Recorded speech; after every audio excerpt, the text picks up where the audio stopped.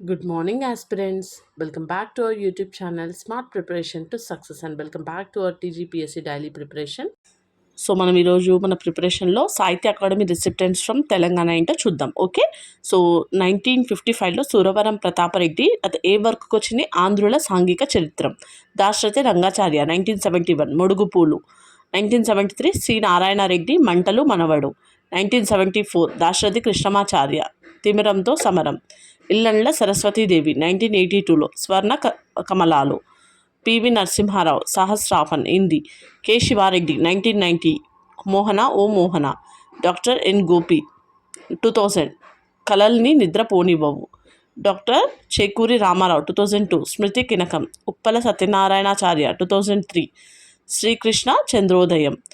అంపస్య నవీన్ 2004 కలల రేఖలు.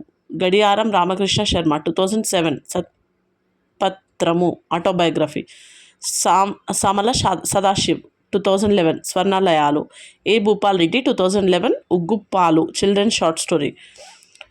కాత్యాయని విదంబే 2013 సాహిత్యకాశములో సగం.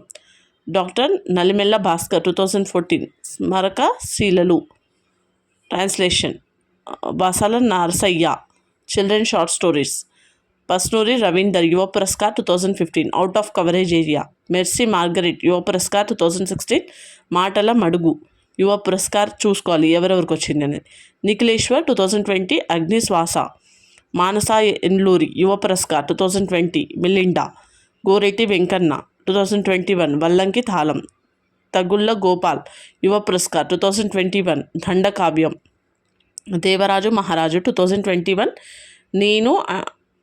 నేనంటే ఎవరు బాల సాహిత్యం.